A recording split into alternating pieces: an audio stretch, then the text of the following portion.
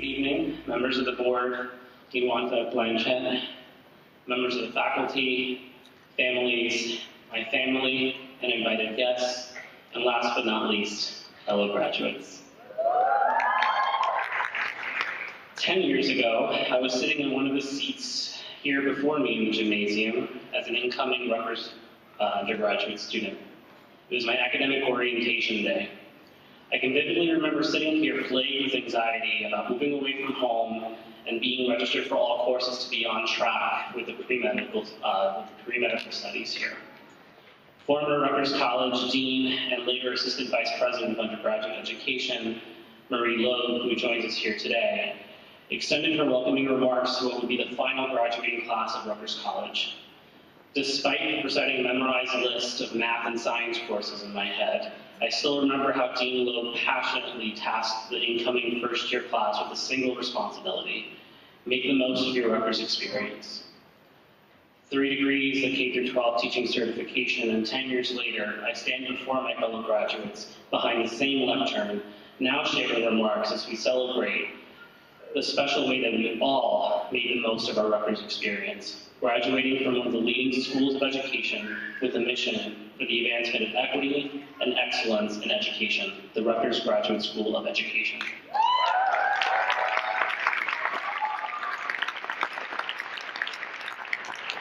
And what better time for such a celebration than during the 250th anniversary of Rutgers University. You can clap.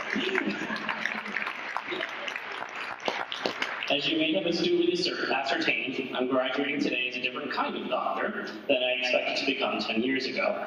However, it was my rerouted academic trajectory as a Rutgers student that affirmed my passion for education not only as a career, but also as a tool for broadening access and opportunity and thus transforming the lives of those underserved in our society. I was often one of the few, if not the only, Latina or Latinx students in my calculus problem-solving workshop classes and general chemistry lab meetings.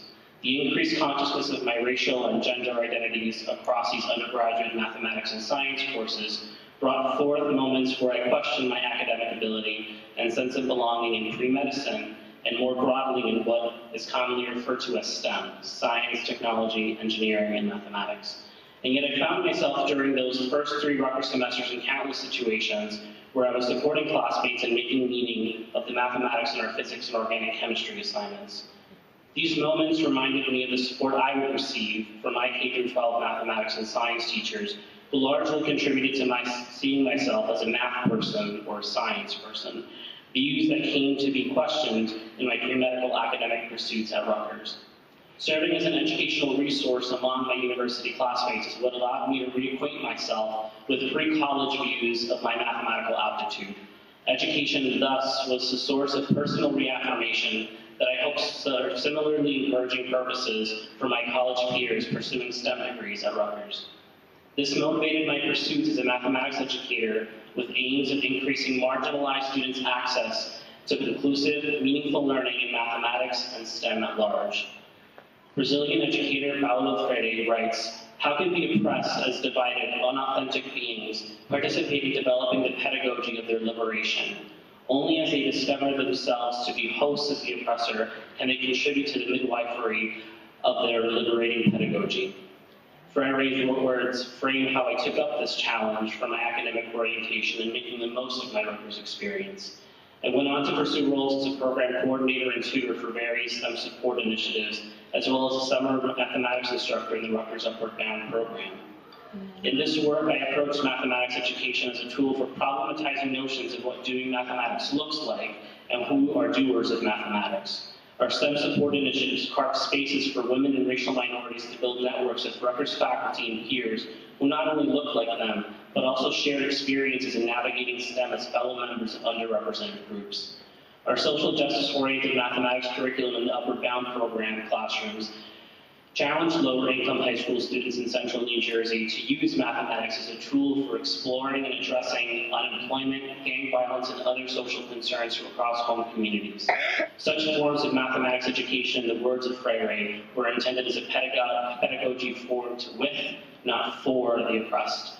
that establish opportunities for marginalized students to liberate themselves from the oppressively gendered, racialized, and class status quo, and thus transform their experiences as both mathematics students and citizens in today's society. The establishment of such pedagogical experiences is mediated by academically and socially supportive relationships between educators and students. Freire writes, "Trusting the people is the indispensable precondition for a revolutionary change.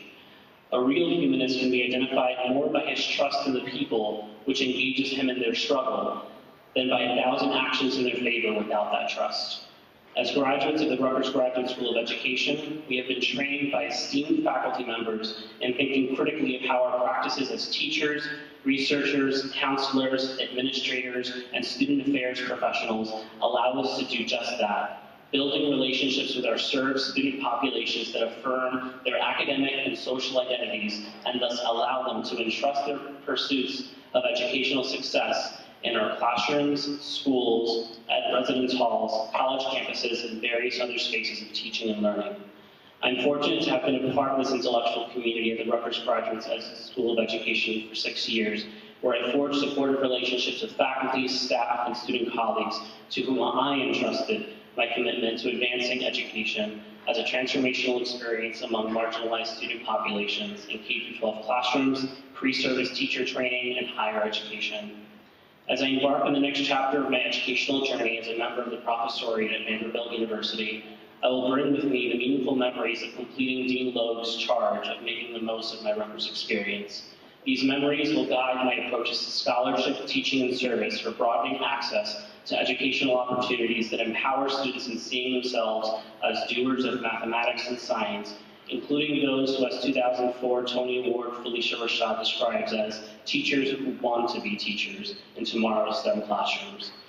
To conclude, I will follow what may be tradition in standing behind this lectern in the College Avenue Gymnasium and leave my fellow graduates with the single responsibility of their future endeavors. Make the most of your pursuits as educators by carving not just academically, but also socially affirming opportunities for your served students to make the most of their education. As Freire writes, teachers and students co-intent on reality are both subjects, not just in the task of unveiling that reality and thereby continuing to know it critically, but in the task of recreating that knowledge. Happy 250th birthday, Rutgers, and congratulations, class of 2000.